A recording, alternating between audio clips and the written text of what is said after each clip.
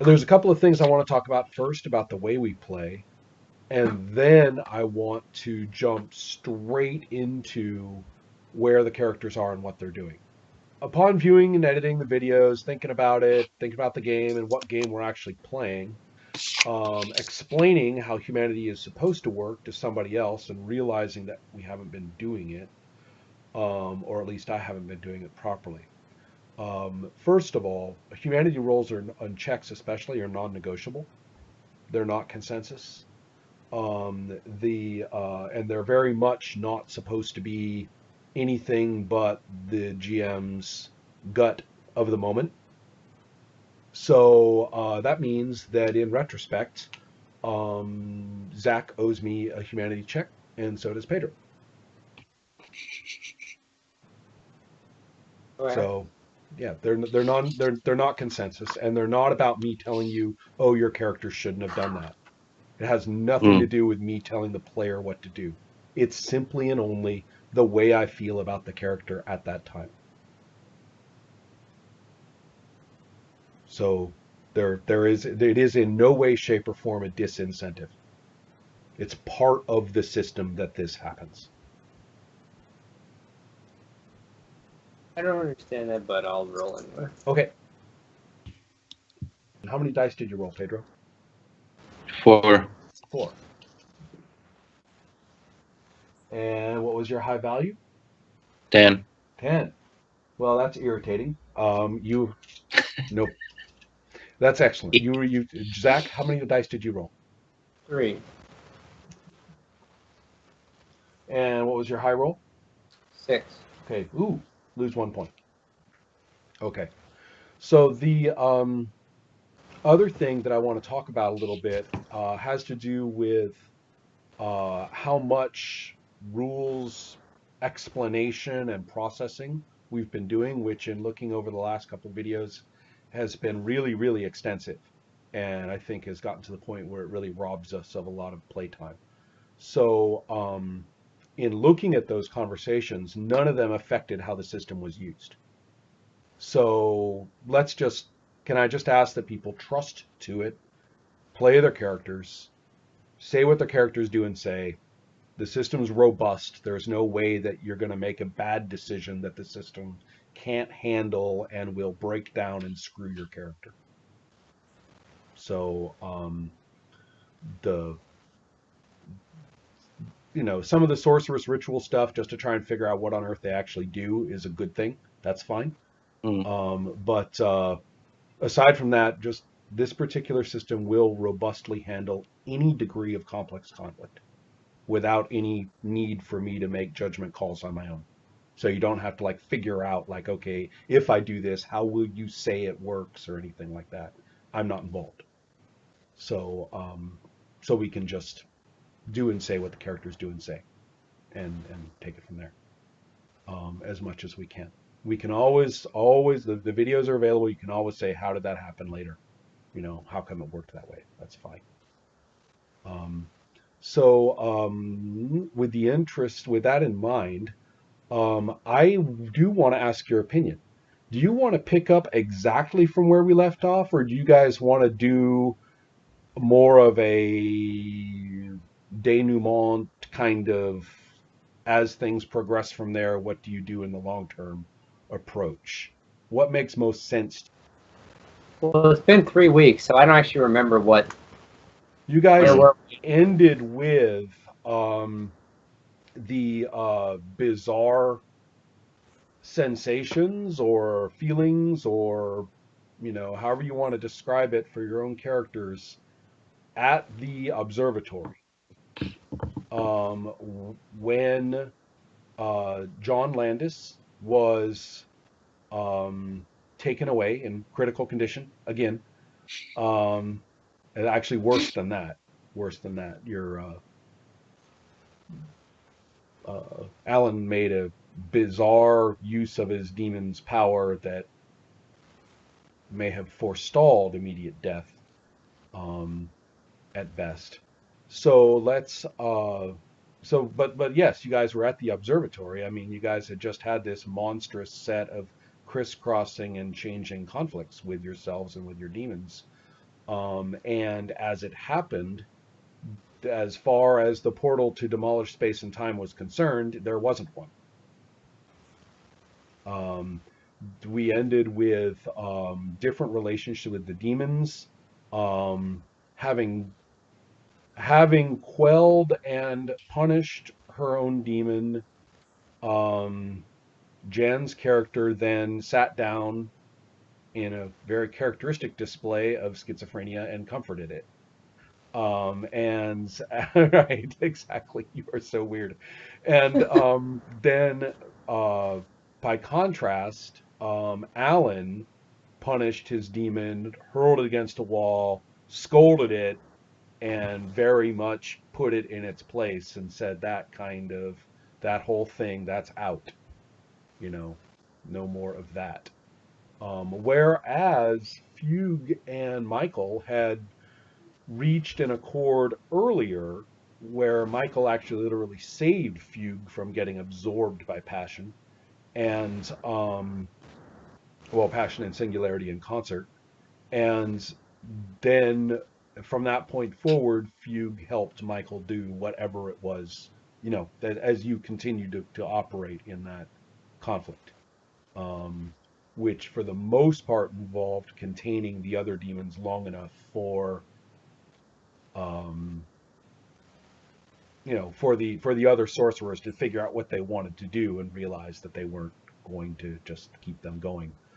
Um, Alan was mostly distracted during the conflict by trying to deal with John, who did manage to successfully stop his own heart with medication. I think we had agreed, I don't know if we want to go there, that Michael was going to make dinner for us, right? That's right. Wasn't it, Michael? Zach? Yeah, so, I mean, we can go with that or we can do something else. I have only one request because I really need to, I think we need to kind of clarify a little bit about Kelly. Because, I mean, I see the passage of those 3 weeks doesn't make sense that Ellen wouldn't have, like, tried to figure out something. We can do a retroactive roll for what you found out. Okay, okay. That would be cool. And then based on that, we'll proceed with whatever. Okay. I would say. Yeah, I'm okay with doing a little retroactivity there. I've got her ability up with which she will be opposing you steadfastly, as a matter of fact. There we go. And so I am ready.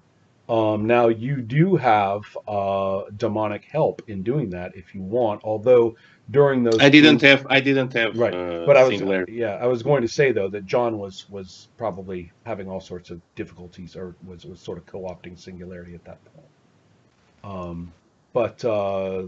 But sure, in that case, what would you be using to find her?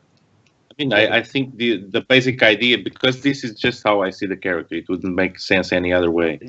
I think it's basically no need to justify.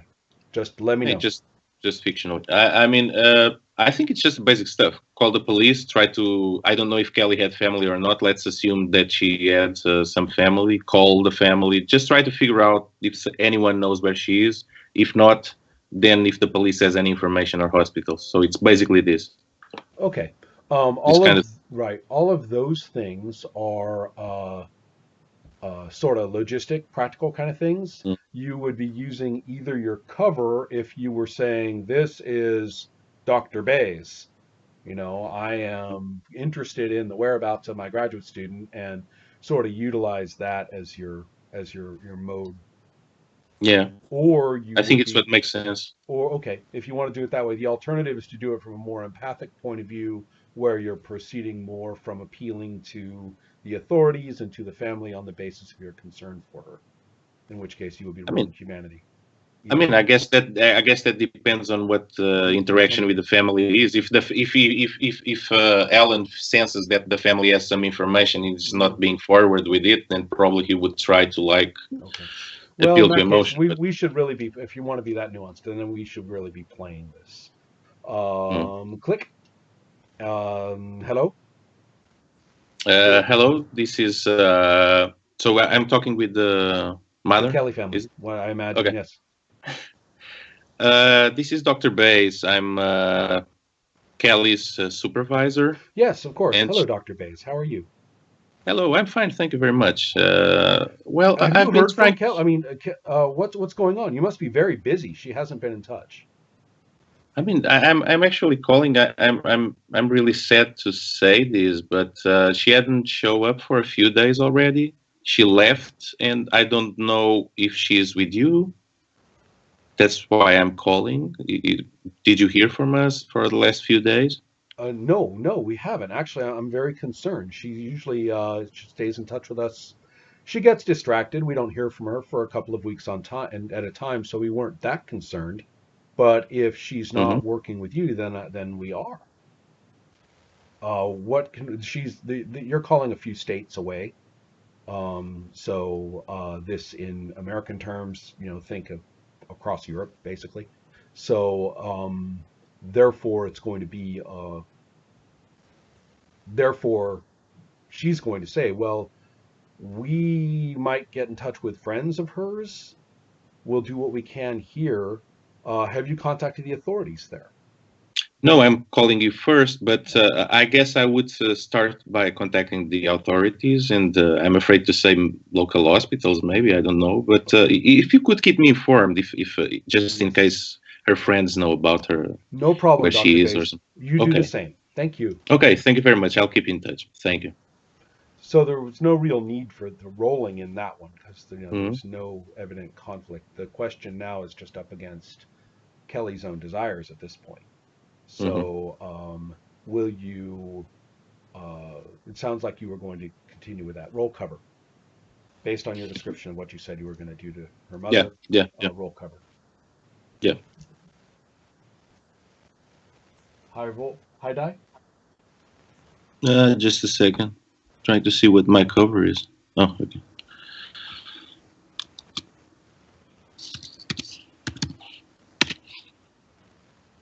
9.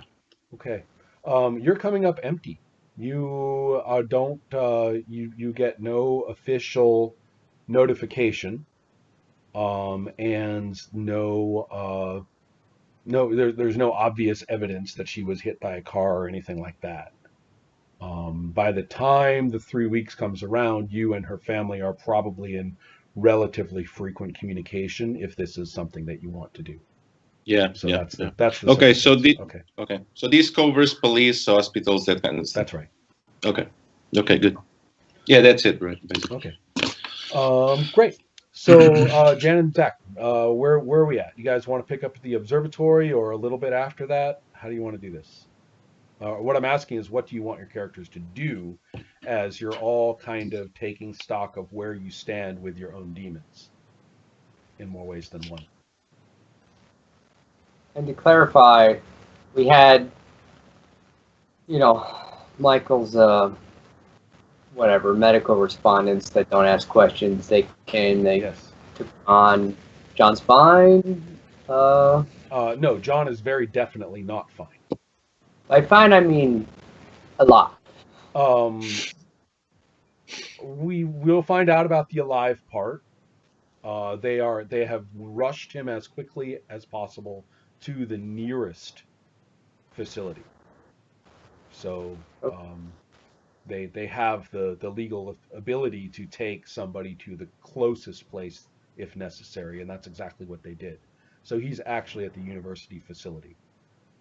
They took one look at him and they were like, "Whoa, they're not driving him across, L.A. Sure. to their own place." Um, but yes, to if you want to say has John been handled to the best of your ability, the answer is absolutely yes. Okay.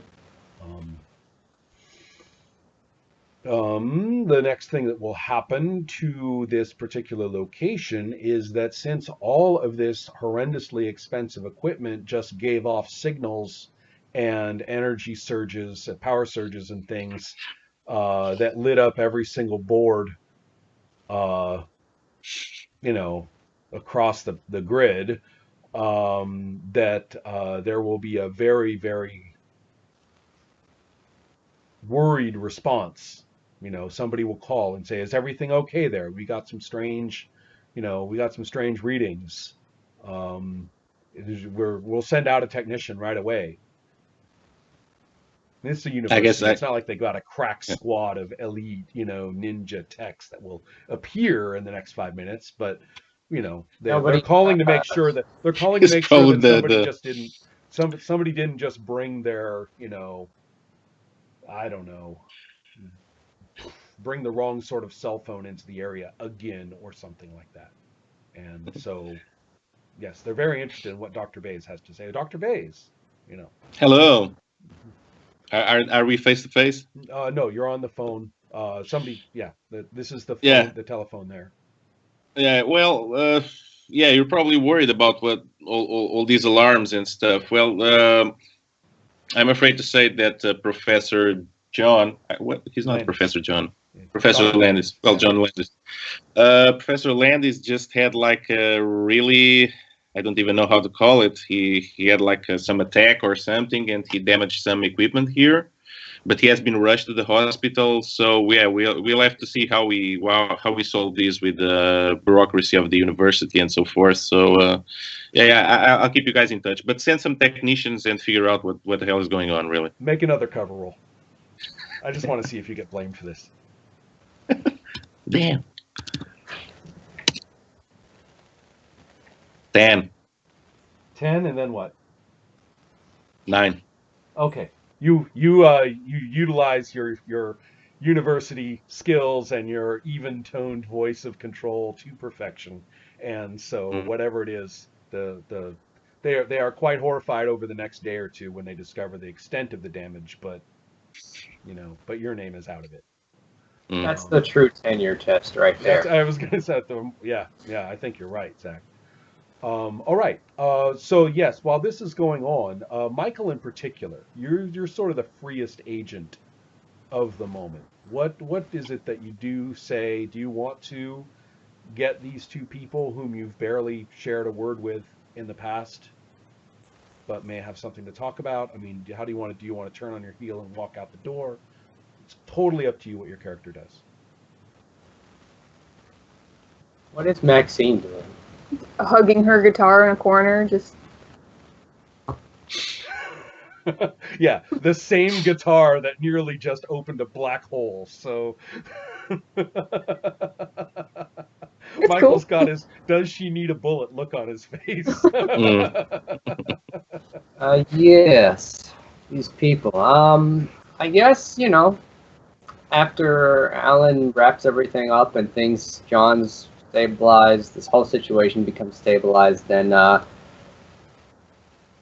maybe with a look over at Maxine on the ground, he will sort of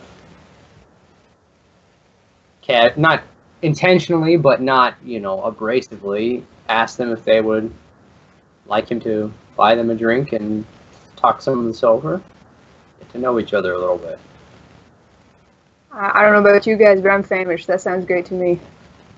Yeah, let's go to some joint or something. I know a place. You know a place. Are you taking them to your bar? Okay. Both of you guys make a lore roll. So who was that for? Oh, sorry, Oh. Maxine and Alan.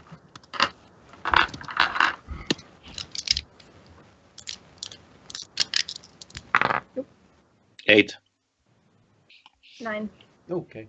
Both of you recognize that this is a demonic place. That sorcery is practiced here. And getting an idea of what kind. If case you had wondered, I mean, you were both very familiar with fugue as a musical entity, so it's absolutely no surprise to you whatsoever to see the piano.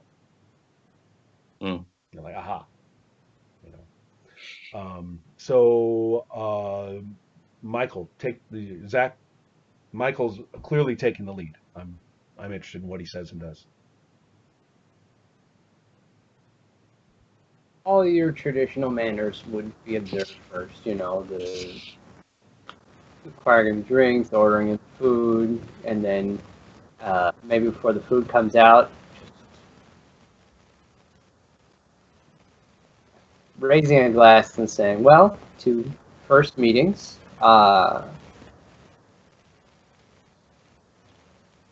Who are you guys? how, how did you come by all this?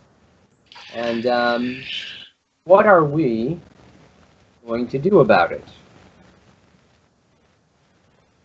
Well, let me thank you for the drink first. And do you have any suggestions? What do you mean by what we are going to do about it?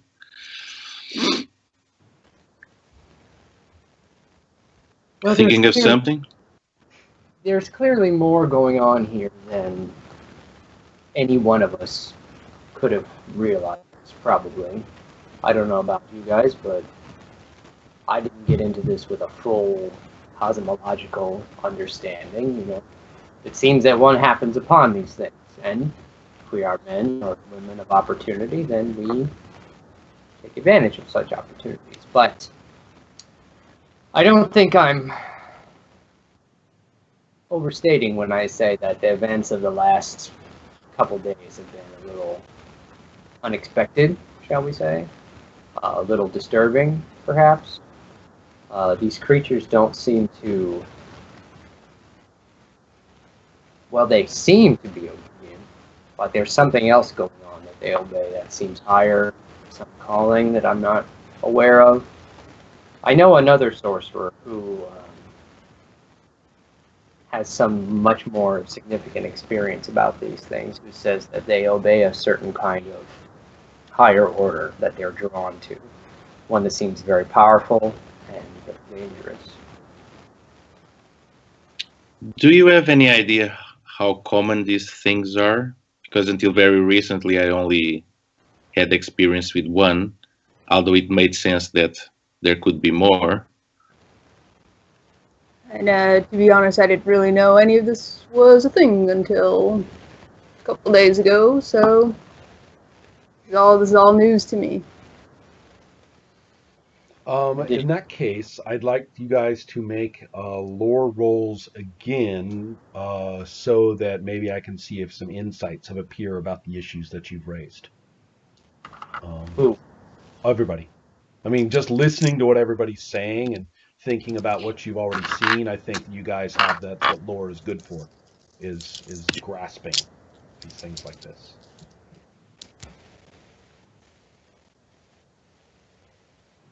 Hmm. Just barely rolled everything but one. High values? 10? 6. 9. Okay. Well, curiously, the one sorcerer there who does have a cosmological approach to this entire thing, and perhaps even a bit of diagrams in his notebooks with circles and arrows, uh, is the one who's actually baffled to realize what the other two are able to put together, which is that the higher order or power that you were talking about, that Michael was talking about, is more of an emergent rather than a present thing. In other words, it emerges from their interaction. It is not some larger lattice of power or hierarchy that they obey. And furthermore, that they can't help it. I mean, this is they all make music, whether it's mathematical, whether it's cosmic, whether it's entertainment or emotional, or some combination of all of them. It's all harmonic. It all goes together. And they will attempt to harmonize. They will attempt to make a greater thing out of their existences, when they can, subject to their relationships with you individually, as you saw. But that their priorities under any circumstances whatsoever are certainly not human. Their relationships with you is you are dealing with things here, very, very dangerous things. And so I don't know if you're going to say anything more about where your grandmother was coming from. Only I don't know if you'll share it with the others, that her whole thing is actually trying to keep them suppressed and silent more than it is to utilize their abilities for power. And was that made clear to Michael that what her history was? She kind of implied that she had been doing this for a long time, that she had done Yes. this a lot, that she had. Well, a big part of it, one thing you don't know is just how much of a line walker is she. In other words, I mean, she seems to have utilized her knowledge or her personal presence to the benefit of the family as she sees it for some time. It's hard to believe that, the family fortunes and relative affluence and things like that, that she took no hand in it besides just her, her cheery face. But the way she talked was that she did talk to you about how the way you were utilizing fugue was more like a child playing with a toy. She even impugned your manhood in that regard. But exactly how, whether she uses their powers sometimes, you don't know. That would be something you could investigate through the use of lore and your own information network if you wanted to. But nothing came out when she was helping Michael prepare the containers. Right. Only that she was very, very skilled at things like contains and banish.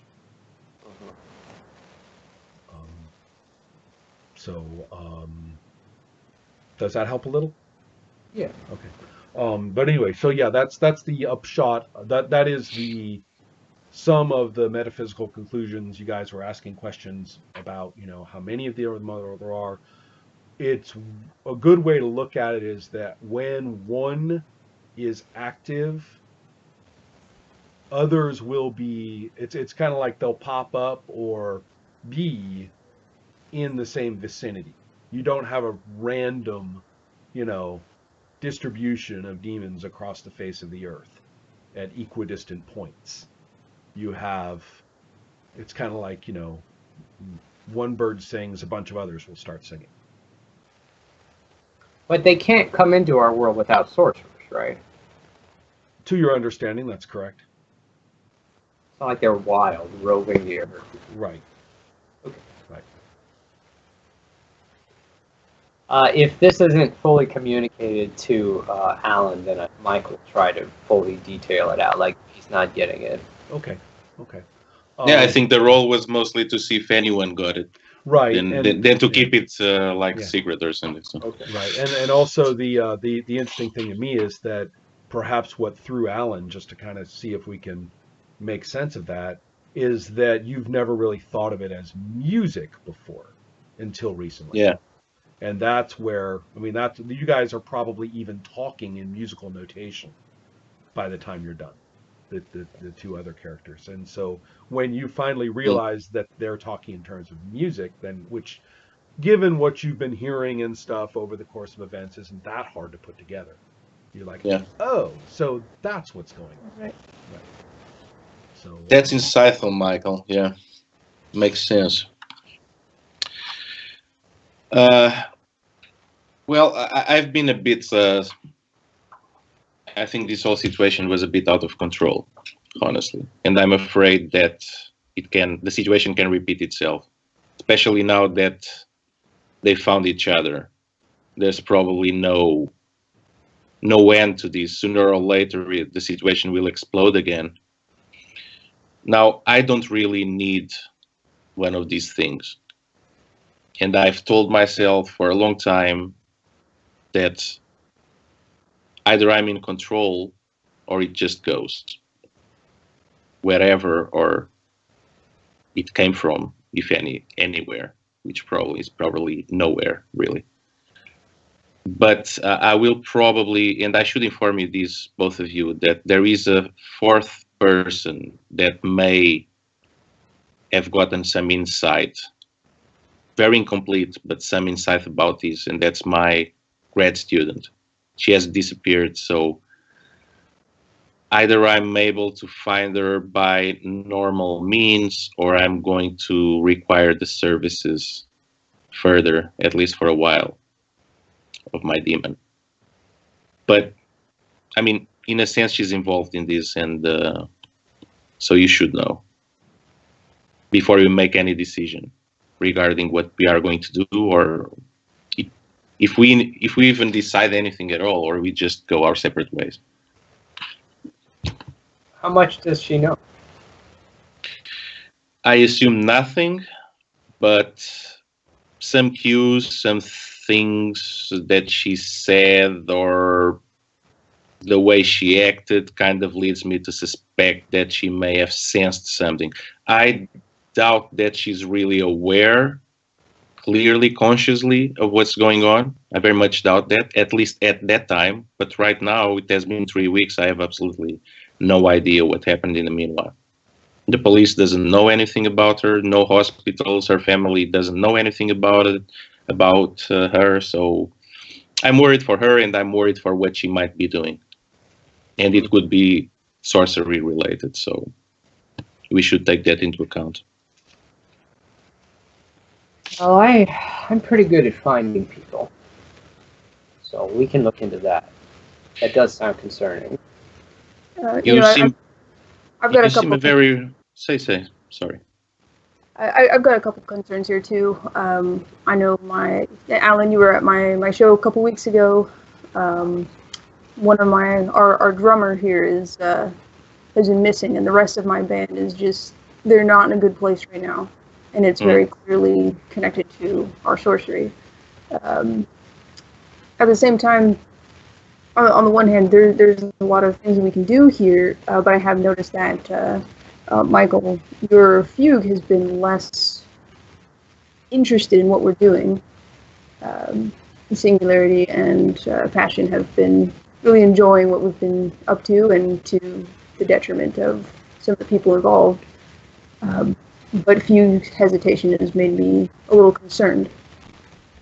I don't know how far is too far. I don't really know what the line is anymore before it starts hurting people. Fugue is a good boy. He obeys. Well, Passion's good too. Oh, jeez. So what are you saying? You're saying, I'm hearing Alan say that after we wrap up all these loose ends, we can do away with these things. I didn't say that. I mean, as I said, I'm either in control or I'm not. And I have absolutely no problems ending the situation right here, right now.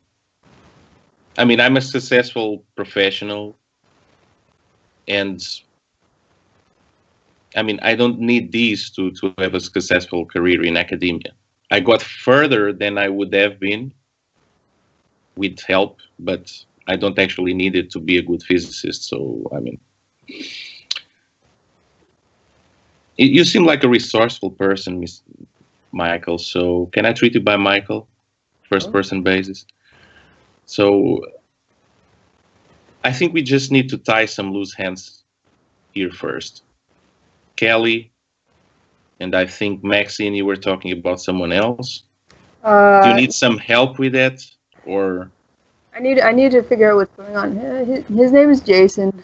I'm just not sure to what extent we can actually make a decision right now regarding whatever we want to do or decide to do. There are some loose ends here, and we need to solve them first and then make a decision. That's what it seems to me. To remind you, Jen, not only was Jason in jail and apparently made a suicide attempt, but also your brother and the other members of Crown and Bones have been behaving weirder and weirder and more strangely disconnected from reality. Right. Ever since they've been deteriorating rapidly since you guys kind of went underground. Right. But okay. So I'm hearing what you guys say. I don't have much to say as the GM except to play your demons. I will say that there is a twingy noise when you say that you don't need your demon. There is but Singularity doesn't want to get punished again, but regardless makes a little noise. Um, the Oh, you guys have the objects at the table, Right. obviously. yeah, that's the weird thing. I know. So the it's like, isn't it cute? It thinks it's people. Um, but the Michael, I just wanted to say to you that your that Fugue's relation to these other demons at this time is actually relatively hostile.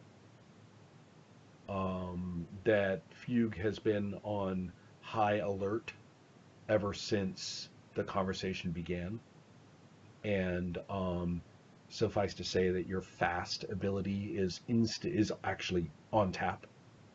You know, it's actually ready to go. And he can, Right.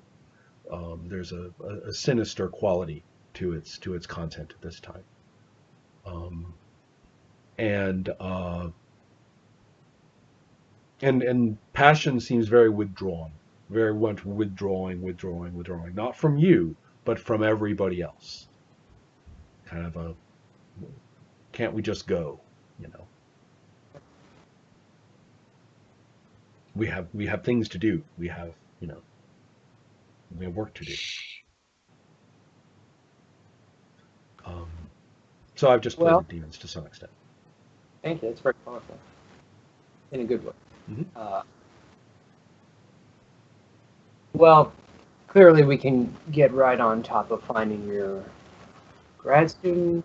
Yeah, Um, that would be really nice of you, Michael. yes. Why don't you come with me after this, and we'll attend to that right away.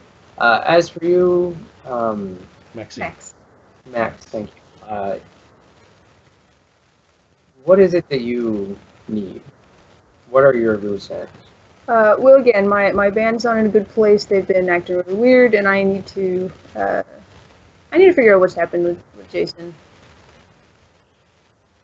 He asked for all of Jason's Right. information that Right. she has, notes it all down, and says, I'll look into him. Why don't you go and check up on your band or whatever? Michael's not clear what any of that means exactly, but it's not. He started making these like more reserved Right. gestures at her because she's kind of weird. Yeah. Michael doesn't know how to talk to Right. her exactly, Right. so That's sure. The extent to which you guys want to regard each other's demons as a threat is an interesting question, and so that's, that's worth considering. Certainly, they operated as a threat to a certain extent in the last events. Well, so if Michael, if you would like to carry forth with your kind of investigation of these mundane matters, that's not really a problem for your character. Especially regarding Jason, is only that he is facing charges of assault. He is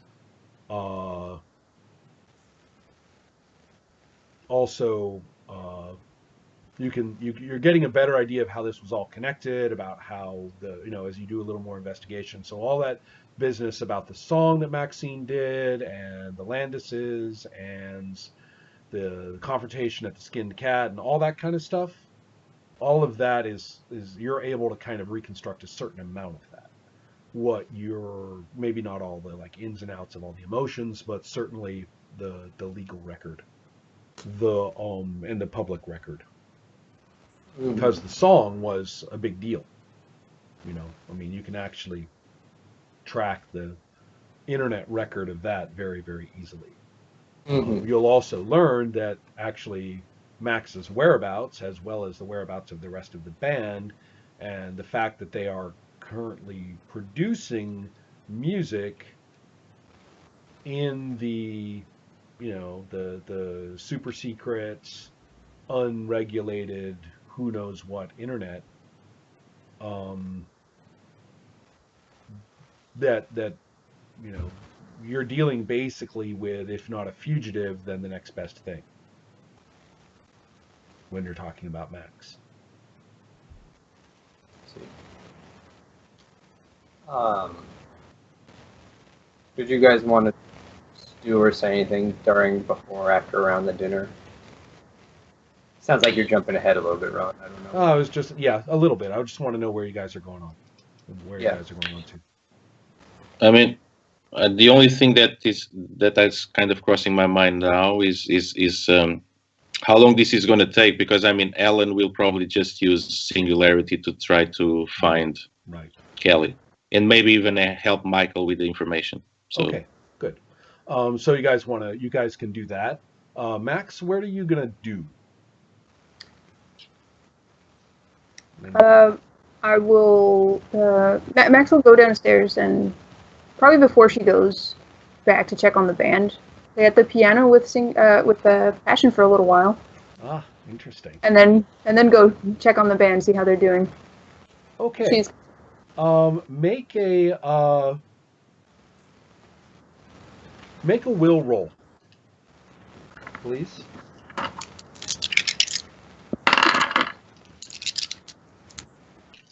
Tell me what you get. right 9874. You got a 9. My high roll Yeah. is 3 on 7 dice is 3 8s. So therefore, you actually succeed in establishing yourself as a sorcerer of note and respect to Fugue. For the first time, Fugue actually warms up to you Cool. in a demonic way. You have exerted your mastery as a force of will, and Fugue responds to that. Is Michael aware of that? With your piano. Right. Yes, you are. Yes. He's working with Alan, and all of a sudden, yeah, exactly. that girl is trouble. Yeah, I was gonna say, guys, I mean, I don't want to be like the voice from. I don't want to be like the new bartender speaking up. By the way, boss, you know. but something in me just wants to say, Maxine is a walking. She is a time bomb. You know, I mean, of demonic trouble. So I'm with you on that. Let us deal with the hunt for Kelly at the same time. Do you want Max to leave everyone else's presence and go and check on everybody back at the Hollywood Hills or wherever it is that the... Yeah, if we're done with dinner and we've gracefully excused ourselves from each other's presence, then yeah, she'll go back. Do you guys have a plan of recontact? we should keep in touch, no? I gave everybody my business cards. There you go. All right. Can we have dinner again next week or something? Just to keep in touch, say hi, get some hot chocolate. Perhaps we should keep in touch sooner than that, just to make sure that things are under control. Hey, Michael, I mean, you want to buy today us was pretty rough. 2 days. 2 days? 2 days. 2 days, be here. Okay. So this is the hunt for Kelly. Michael, you have many resources to do this with. I invite Alan upstairs to my study that's in the bar space where I have computers and stuff. Come on up, help me out. We'll find this girl in no time.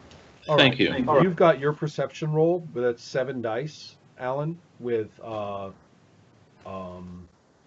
which is to say Singularity's listening ability, and you've got Fugue's power of 7, as well as your own cover ability, Zach.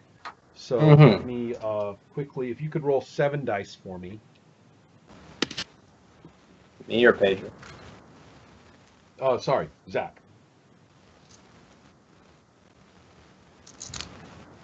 Do you get any 10s? No. Okay. And then do you get like more than 2 9s? Because, okay. 2 9s.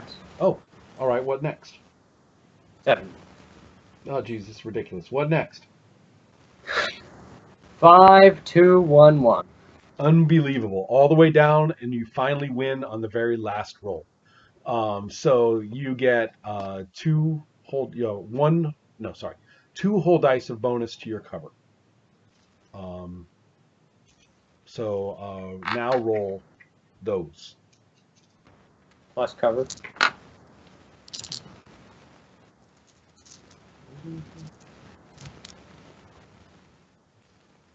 10, 7, 7, 6.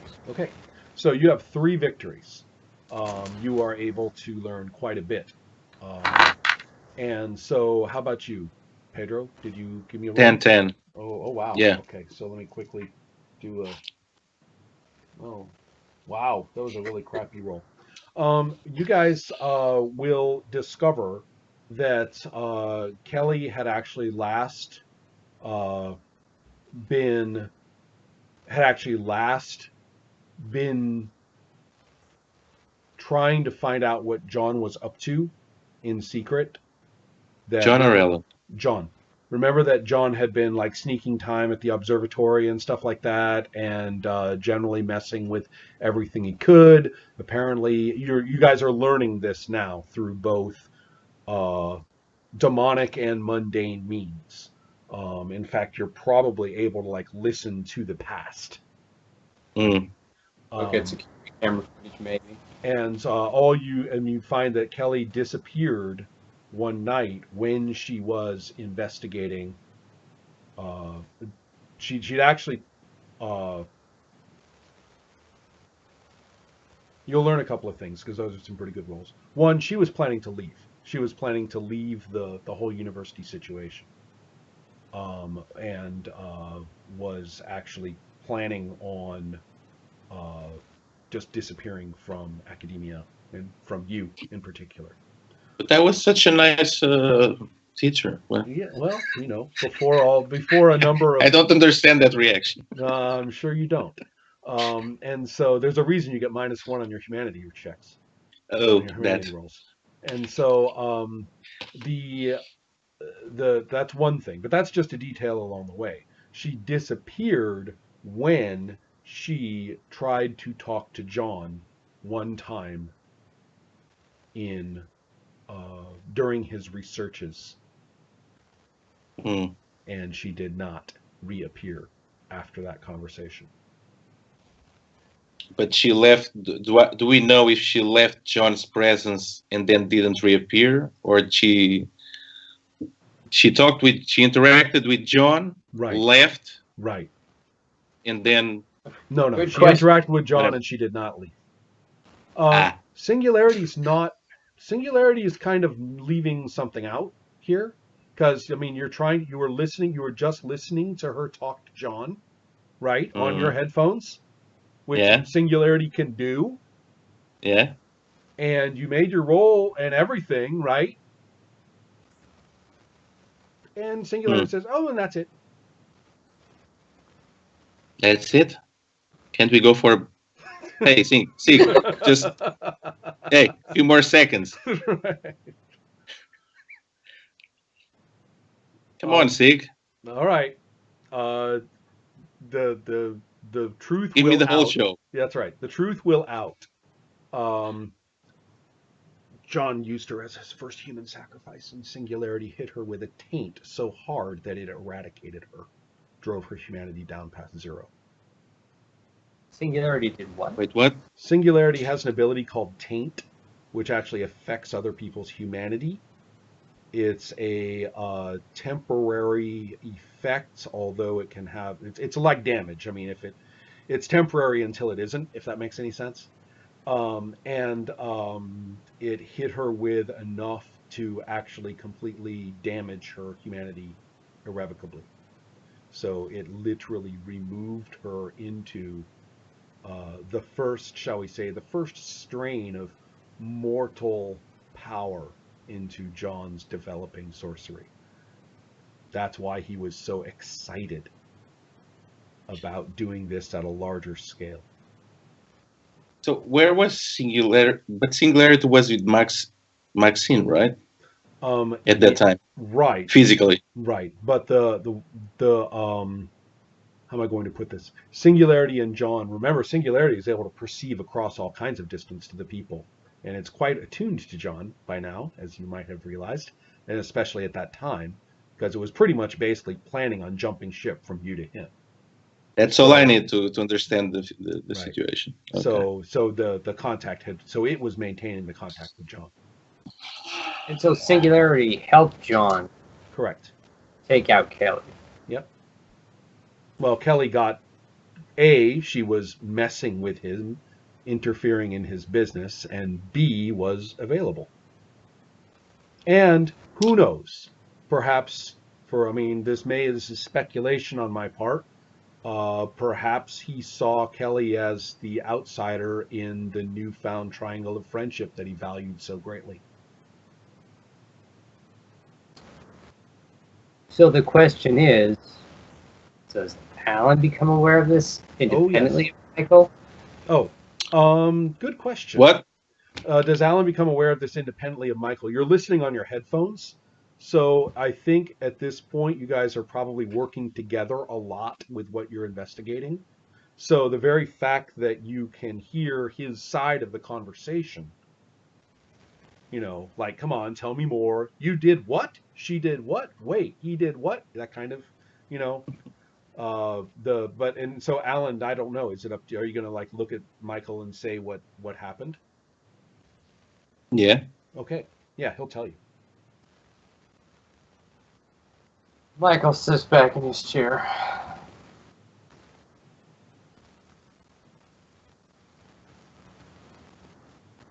What is this thing that you have?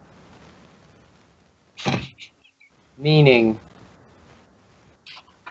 do you even know what it is? What it wants? What it's doing?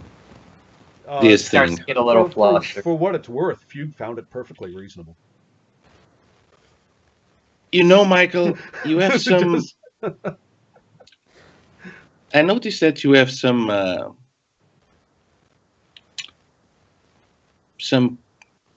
You play well with containments and stuff, right?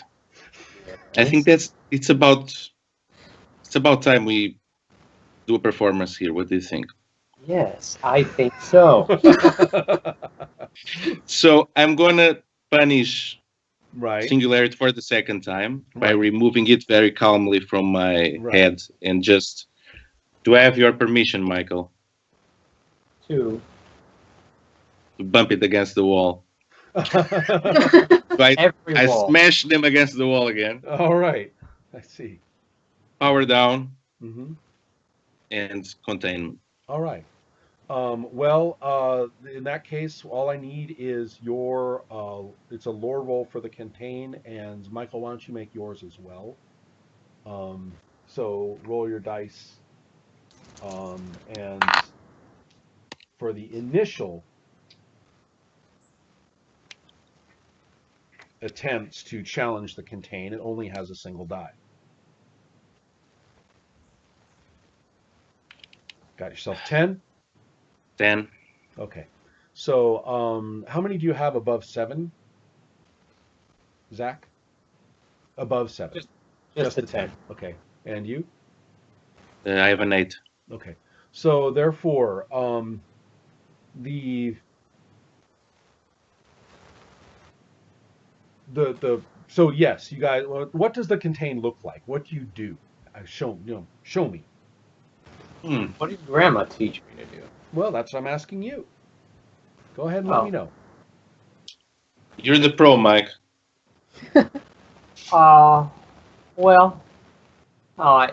There's markings that you make for this kind of thing, right? You make a circle and there's a certain kind of pattern. It's partly musical notation, but I think it's something that Grandma must have come up with in her, that she worked on and developed. So as soon as you smash it and say contain, Michael's already whipped out like a sheet of butcher paper on the ground, and he's making this thing around it and etching all the little notes in, and then you put it in the contain there, and then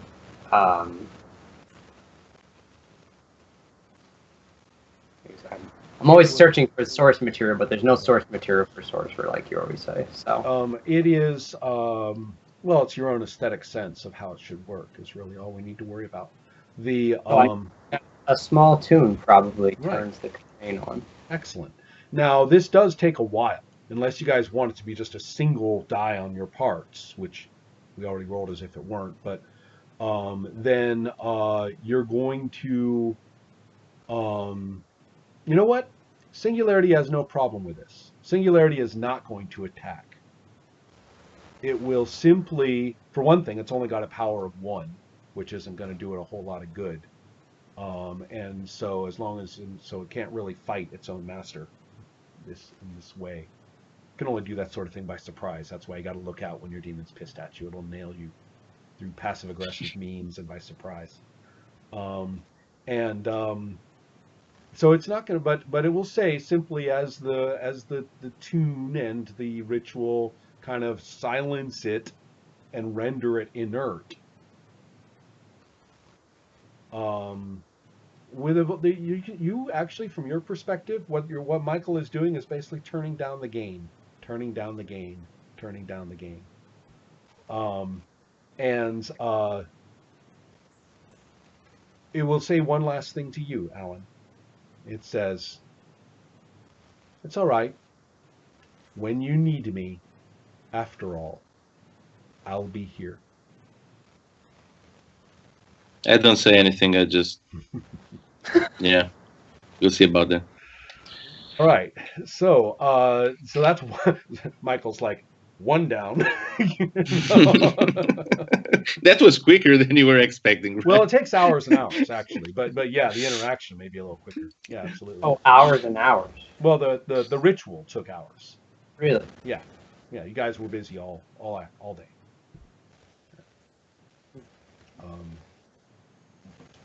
So I would like to see about Max. And at this point, you come home to what is a kind of a house of horrors. The Terry, is whom you may remember, is the one who has come over. He's frantically like on the phone to very dubious people, trying to see if if he can get some help, because in particular your brother seems to have gone into some kind of, I don't know, some kind of comatose arrest of some kind. And he's barely responsive. And the other band members, one of them has fallen down some stairs and hurt himself, and another one is evidently attempting to play something so intricately on a keyboard that they've actually, so forcefully and intricately that they are continuing to bang at it with broken fingers. And the play, and you walking in, you kind of realize just how slovenly the whole thing has become. I mean, you too realize none of you have been taking care of yourselves at all. You got kind of a reality check when you walked around and dealt with real people. I should point out, in retrospect, you guys were probably wondering just what on earth. I mean, was this person living under a dumpster or something? I mean, grunge is one thing, but so yeah, you kind of you're looking around, and Terry's like frantic. He's like, Max, look at this. What's going on? Terry, I'm so sorry. What a mess. Hang on. So first thing I want to do is pull out Passion. Ask Passion. All right, Passion, you ready to clean up a little bit? And immediately, play some little songs to heal the people who are broken. The guy with the broken fingers fall down the stairs. Well, first Alex, of course. Mm-hmm. What can Passion do for these people? All right. Well, this is vitality. She can Passion can keep them from dying. As far as like healing goes, like restore hit points kind of healing, no. Okay. But they will not have permanent damage. Vitality will keep you from dying, and even absolutely horrific damage will be made without lasting effect. So that can occur. Um, the the main thing to do is probably just to get them away from here in some fashion. Um, and Terry is saying, that last song you guys did just went wild. I mean, we have, and he says, you're.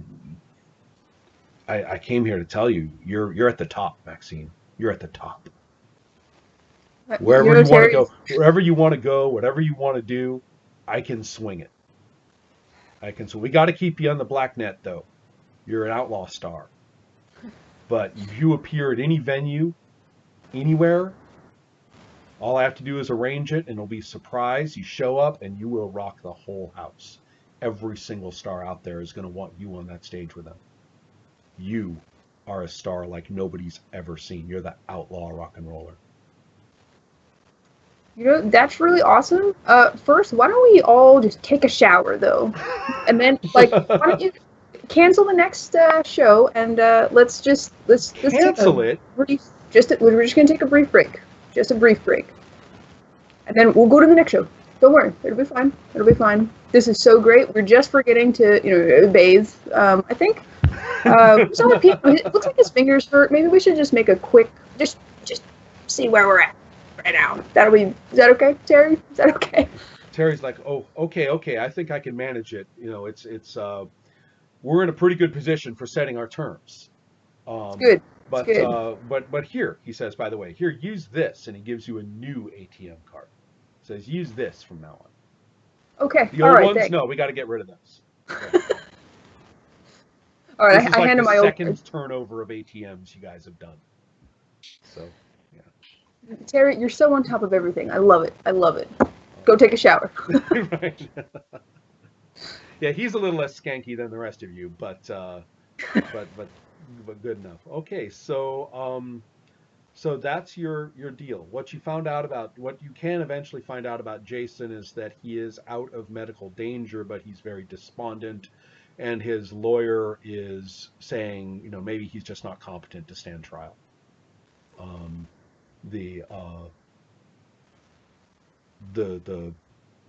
So that's what's up.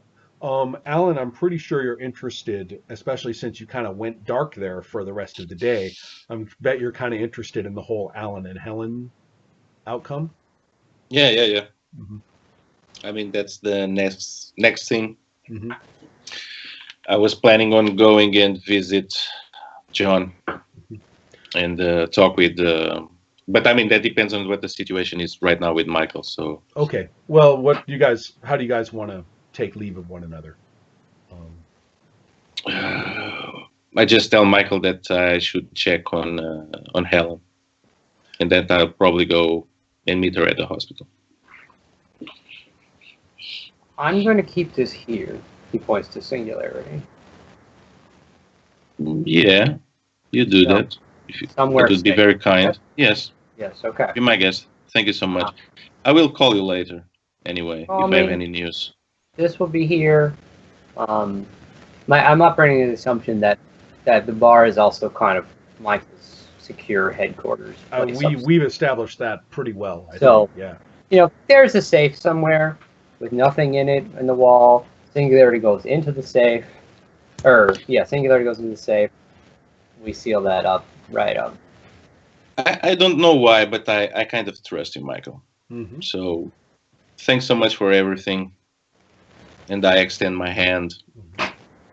Sure. And let's keep in touch. Let's see if we can keep any more disasters from happening. Yeah.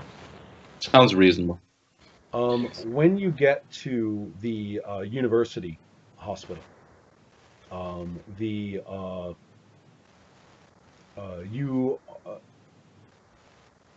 there's a person who's waiting for you. That when you get there and announce yourself, the receptionist says, "Oh yes, go in." But she's looking at you funny. She's looking at you in a kind of not wanting to talk to you way. Mm. And so And this is in like that particular critical ward. I'm not like talking main receptionist who doesn't have any idea who you are. I'm talking about the when you get to the critical condition emergency area. And there's no activity. They where they direct you, there's no activity. There's no doctors bustling around. Nothing. And Helen is sitting by herself in the little row of chairs that they have, like at the around the walls and stuff like that. So she's not sitting in the intensive or critical care little room thing that they have, you know, with the sort of clear plastic, you know, walls. She's not sitting in there. She's sitting outside in the row of chairs that's along the corridor. And when you rounds the corner, she's looking exactly at you. To my eyes, anyway, the implication is very clear. That, you know, there is no medical activity going on here, and she confirms whatever impression you may have, or the impression I would have at that point, by looking directly at you and saying, he's gone. Yeah, I keep walking towards her, but she doesn't actually say that, right? So I just perceive it. She does say that. Ah, she does say that when Yes. I get next to her. Yeah. I guess I just try to hug her if it feels like she's not like she doesn't feel I'm repellent or something at that moment. You're getting the idea she kind of thinks you are. Really? She's she says to you,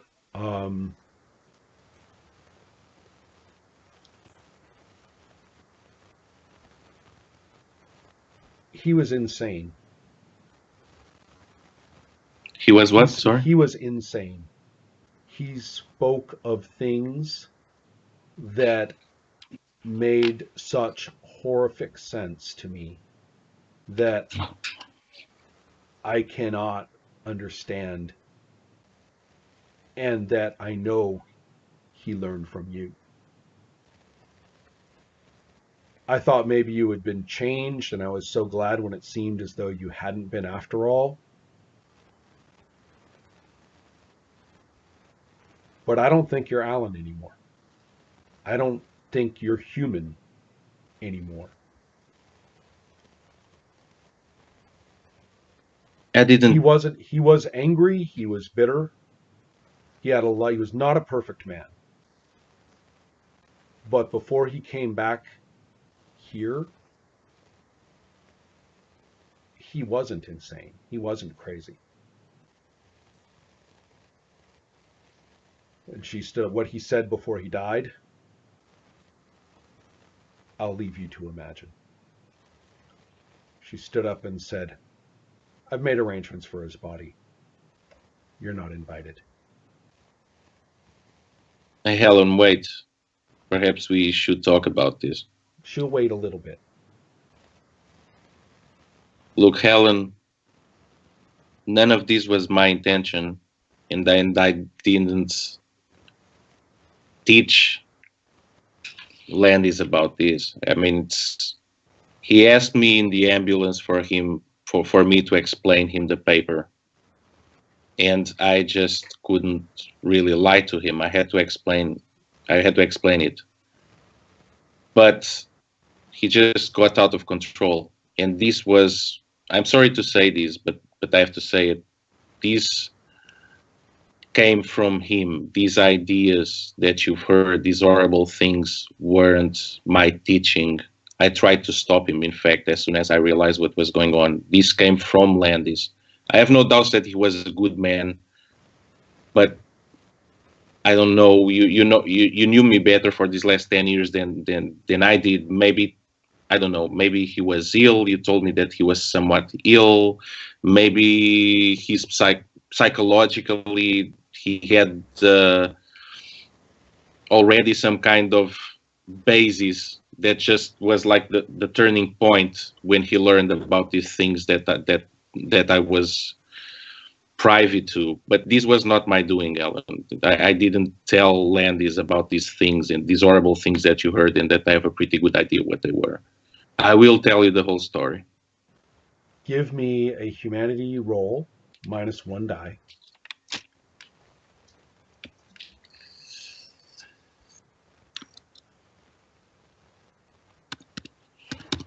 You can't fail me now.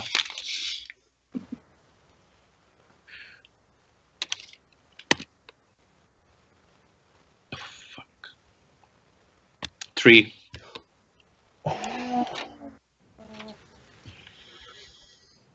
I was really ready to play it either way. Really was, and my sick evil GM heart was actually beginning to ramp up into the positive outcome for a second there. Mm. What were your rolls? What did I roll? On 4 dice, my high was a 6. So I was thinking, oh wow, That's unbeatable. yeah, that's beatable, and then yeah, so. Yeah. Mhm. Helen says, "You may not have meant it, Alan, but it's what you are." And you never see her again.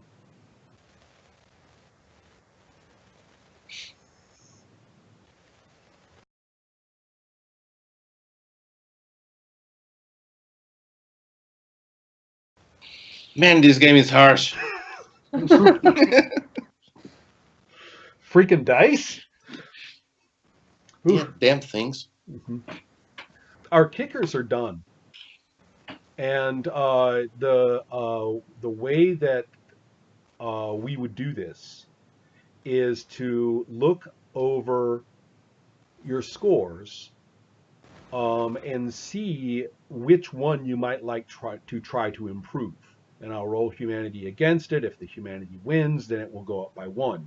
If it fails, you can go on to another and see if you can try that one until you run out of them. Please feel free to do that if you would like. Is there a score you would like to try to improve? Humanity. Not humanity. That is not available for this purpose. Mm.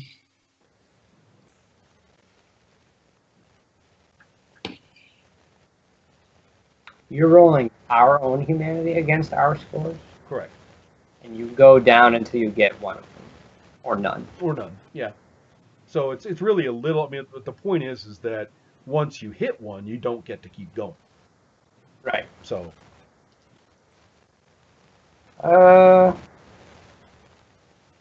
Lower, I guess. okay. What's your current humanity? 3? 2. 2. Okay.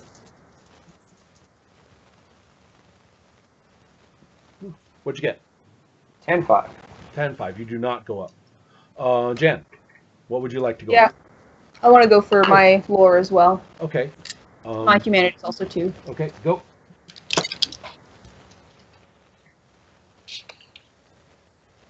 884. Wait, 8. Wait, your lore is 3? Yeah. Okay. You do not go up a point. You guys can keep going with something else. No problem. Pedro, you want to pick something? Humanity is out of the question, right? Correct. There's only one way that goes up. Then there's will. I'm gonna try will. Uh-huh. 5 die. Oh my god. Okay, good luck. Dice. Yeah. Yeah. 10, 9, 7. Right. Well, you guys are all rolling great for your scores. Go ahead and carry through. If you want to just take left hand right versus right hand, if you want to go through, feel free. But this is what I'd like you to think about. What you can do at this point is rewrite any and all of your descriptors. Ooh. That's the important part, really. I mean, the score is going up and down, going up. Well, it's kind of like a little chocolate, but the change in the descriptors is really the transformation of your character at this point. And your price can't change a descriptor. You can. You absolutely can change your price. In fact, one might even say if of all the ones to pick, that might actually be one of the first candidates. Oh, you can try to improve the score of your price? No, No. Okay. I'm talking about changing the descriptor. And only one descriptor. No, any and all. All. Okay. If it makes sense. Mm.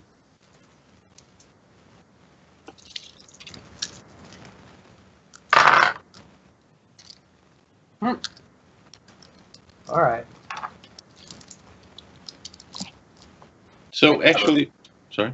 What's that, Zach? So actually, My cover went up one. Nothing wrong with that. That's a good thing. Yeah. Go ahead. Sorry, Pedro. Go ahead. so what do we need to? Sorry, what do we need to raise the score? Just to roll beat it? roll your humanity against it. Roll your dice equal to your humanity and dice equal to the score. If the humanity succeeds, then you will go up. Okay. So I rolled that 10, 9, 7 with the 5 dice from Will, and now I roll my humanity. Correct. Okay. Kind of a hard roll to beat, actually, but maybe you'll get 2 10s or something. Yeah, and I have -1 to humanity, so I guess that applies here also, right? It does not in this case. That would be too does vicious. not. Because Okay. this is not interacting with anybody. I mean, I got to give you a break somewhere. Yeah. Okay. Right, my cover went up. Oh, Oh. also good. My will went up. Oh, all right. Good deal. 10, straight 10s. Yeah, all right then. Good deal. These increases all make sense, actually. They do. I've always really liked the way it works out. You're kind of like, oh, look at that, you know. Sorry. Tell me about any descriptor changes. What does your character look like now? Pretty sure that you're not naive anymore. Yeah. It'll look up what the other descriptors are there. The most obvious one for you would be coven member. Coven member? Oh. Because your band or any musicians you work with becomes a coven for you. Even if they're not sorcerers? Correct.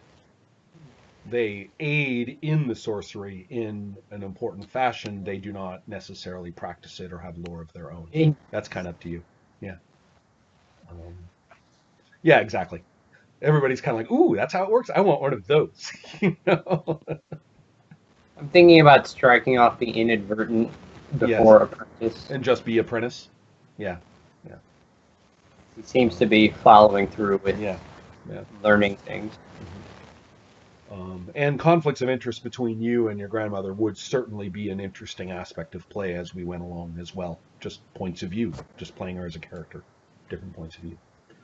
Right. In a way, it's kind of like it's kind of like your classic, oh, I'm so powerful, but I won't do anything ever sort of master, and come on, let's get with it, kind of apprentice thing. So yeah. Well, now they actually have a working relationship. Yeah, they do. They do. Yeah. They've done sorcery together and so forth. Right. So, and you can change other things too, depending on how you want to do it. I'm thinking I'd like to adjust the descriptor for Max's price. Yes. Right now, it's never going back, but so much trauma has happened that it's sounding less applicable here. Remorseful. Remorseful. We could put that -1 for. Yeah, what would that apply to? Actually, it would probably apply to when she is seizing opportunity. It'd kind of be the opposite in a lot of ways. Oh. Yeah. Like she feels burned. Overly right. or yeah, not only that, or what if she needs to do something really mean to somebody, like needs to stop somebody from killing her, then she's got just that bit of hesitation for doing something ruthless. Right. I like it. Yeah. She was like all on fire for this stuff, and then she got burned by it. Right.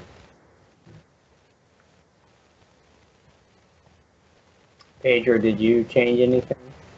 I think my will, high self-esteem, self-esteem is gonna go. Oh. Mm-hmm. It's not that he thinks. I mean, it's just like after all the wreckage, especially with Helen. I mean, Helen was the problem. So I don't know if I'll put the second here for now, but at least it went. Yeah. Maybe I'll put something there. Mm-hmm. I find that this final portrait of the character post-kicker is often extremely satisfying. Even if you don't continue to play, you have a really clear idea of how they've ended up. Kind of that last look. And So yeah, feel free. Also, the price. You may reconsider your price. Yeah, cynical, You maybe figure not. you figure you've suffered from that one enough. Yeah, I have to think something here. Yeah, I can think of some words, but nothing that really like Right. feels right now. So yeah, Okay. but I will have to think about this one. Yeah. Maybe belief system, your belief about the universe has changed, Pedro, and in some way that gives you confidence. Now, belief system is I have that one in will, Right. and I mean it still makes sense. It still makes sense. I mean it's not that he thinks differently about how the universe works. So Oh, sorry. What was the score you were changing? high self-esteem. Right. You had two. Did you have two? You have two. I had Oh, two. yeah. Right. Yeah, I right. had two because I had 5. Yeah. Yeah, you have 5. Yeah, that one was super obvious. It had to go. So. Right. Yes. Now you can just leave it. I mean, nothing requires you to have two. You could just leave it at belief system. And Yeah, leave that's it a there. possibility. If I don't have anything to put Right. here, I'll just leave it. Right. Yeah. If Yeah. our my sorry, Oh, yeah, I know what you do. if my cover went to 5, do I need to pick another thing? You don't have to. No. You can. Okay, I mean, You can well, he add- still does the same. Right, but thing you that can he does. add something that applies if you want. I mean, in a way, you kind of have your. Yeah, think of something. I mean, look at that exact description and say, hey, I wouldn't, maybe I'll use other ways of getting things done too, in an ordinary sense. So. Yeah. It just seems fine, sort of how it is. So. Yeah. I'd like to adjust my cover description now, though, because before it was local rising rockstar. That's right. Yeah. Now Yeah, we're you are. what are we? Successful deep web rockstar. I would say outlaw deep web Outlaw. rockstar. Yeah. It's amazing how much you can go through. I mean, we've been playing with this like hour and a half limitation for work, and we went through more consequential game action and in-game time than we went through in like 6 months of a AD&D game back in the day. Right. I mean, and you were probably like, from my experience, like Michael didn't get to kind of do a lot compared to the other characters at the beginning. But I would forget because I'd be sitting here like paying attention to what's happening, and then you're like, okay, Zach, what is Michael doing in a month? Oh yeah, I'm playing this game. That's right. And I think that was the first sign to me that like, yes, this is working. I'm not bored because it's not my turn. Right. And then how would I ever be bored because it's not my turn? But that's a norm for other kinds of play. Especially during the first like few sessions, I felt so much the cinematographic feel of it. Right. It just seemed like there's this really sharp, strong, evocative scene, and then we cut straight to another evocative scene, and you just keep doing that, and then all of a sudden you get this sort of movie kind of tempo, which is very live. Yeah. And also, I got to tell you, I mean, the fact that you guys actually stopped that summon ritual,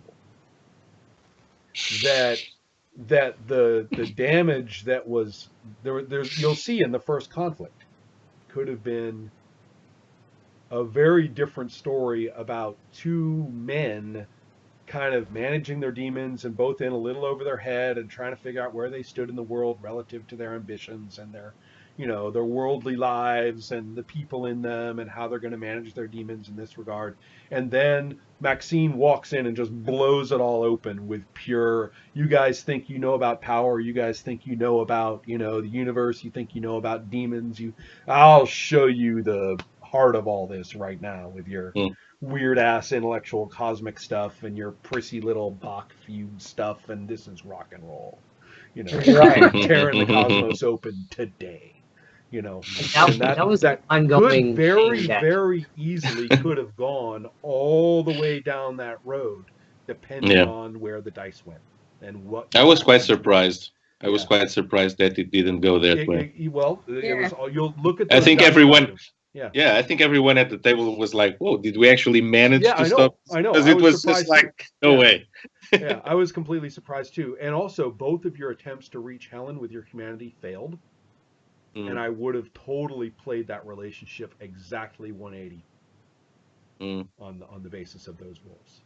That was So really sad, I have I to know, say. I That know. was It was a sad sad. outcome, really was. It was But just like, come on, it's just like the last fucking roll of the game. I Come on, know. let's end this in a nice tone. No, fucking 3-1-1. I know, Roll this. man. It's just like, come on. I know. And I was over here looking at 4 dice with a high 6 and going, "Are we gonna end on a? Are we gonna? I'm the one, the only one who's like got the little ray of hope, looking at my dice over here." After every session, we would like eat lunch and debrief about Yeah, it, yeah. and we'd be like, "Well, what's gonna happen? I don't know." You know, Yeah, and yeah. like especially what you were saying with Maxine. I mean, we both kept saying like, "Is Maxine gonna become the villain? We don't know." Mm. Yeah, easily. Zach, you were the character in the beginning that seemed as though you were cutting your ties to the human side of your own character concept at the outset, because you weren't really following up on Mia at first, it seemed, and it it it was hard to find out where your character was connecting to other people, and then it all flipped halfway through, where all of a sudden you became more of the human linchpin. I mean, without Michael, the whole thing would have gone tremendously different. Right. You know, for a bit there, it may have seemed as though your secular opponents were like gonna be almost like taking over the Michael story. But once you marshaled your demon in action against them, it's kind of like, oh, now we suddenly realize why Michael is, such an arrogant little self-assured bar owning retro dude. He really Right. can do this and do it his way. He really can. And Yeah, because a so, lot of it was showing, like show not tell. right. For Michael's kind of what you're saying. I like to say this is the kind of thing that the game taught me. Was that the emergent properties of the concept of the demons and of sorcery, whatever it turns into based on actions and events. I'm looking across the demons, I'm looking at the shared concept of sorcery, and I look at the actions and the events, and all of a sudden, playing the demons as characters is just cake. And it's weird in this case because they were such odd entities.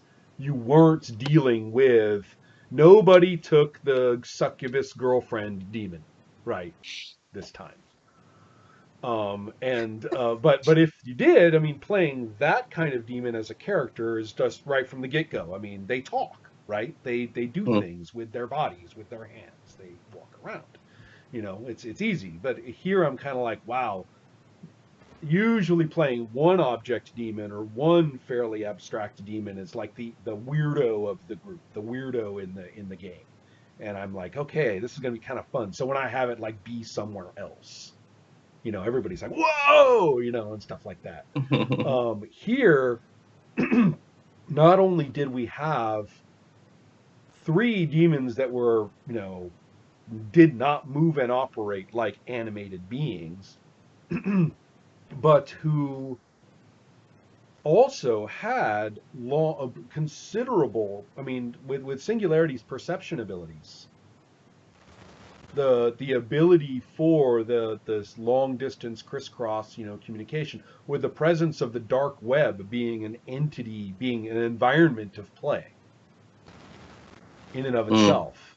We pretty much had like a netherworld or an astral plane for them to operate on almost all the time. And so, I was like playing over there half the time. I actually find that going with an aesthetic quality rather than a genre is better. I hate it when someone says, I say, okay, so what's the basic idea of, the 2 things, right? What's the basic setting and idea, and what's the demons like? And somebody says, a Western. And I always go with whatever anybody says.